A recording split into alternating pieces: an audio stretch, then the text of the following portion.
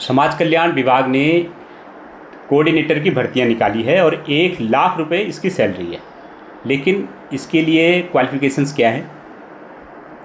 उम्र 30 साल से कम होनी चाहिए और अनुभव मात्र 6 महीने का होना चाहिए समाज कल्याण मिनिस्ट्री ऑफ सोशल वेलफेयर में।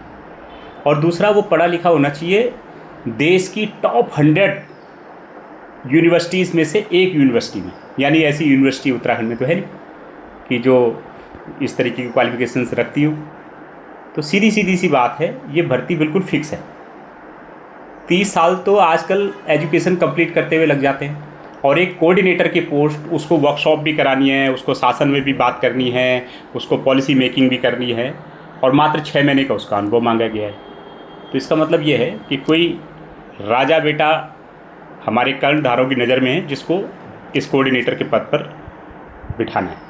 तो मेरी समाज कल्याण की जो डायरेक्टर है, समाज कल्याण सचिव हैं और माननीय मुख्यमंत्री जी से, इन सभी से निवेदन है कि इस तरीके की जो भर्तियां निकाल रहे हैं इसकी थोरोली जांच की जाए, इनके जो पिछले कामकाज है इसकी जांच की जाए और इस तरीके की भर्ती पर तत्काल रोक लगाई जाए। क्योंकि कम से कम क्वालिफ़िकेशंस इस तरीके के पदों के लिए 40+ होनी, वो जो उम्र आयु सीमा है कम से कम 40-45 होनी चाहिए।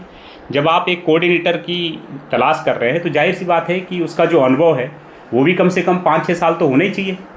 जो व्यक्ति 5-6 साल का सोशल वेलफेयर डिपार्टमेंट में या मंत्रालय में या किसी स्कीम में ऑलरेडी काम कर चुका हो, भारत सरकार की, राज्य सरकार की, 5-6 साल, तो उसको तो कम से कम कुछ अनुभव होगा भी। मात्र 6 महीने का आपने अनुभव मांगा है, तो सीधी सी बात है कि ये भर्ती फिक्स है। और हम सरकार से मांग करते हैं कि एक तो इसके अनुभव की सीमा बढ़ाई जाए, कम से कम 5-6 साल की जाए, और इसकी जो आयु सीमा है कम से कम 40 से 45 साल की जाए। तभी अन्य लोगों को भी, अनुभवी लोगों को भी इसमें पार्टिसिपेट करने का मौका मिलेगा।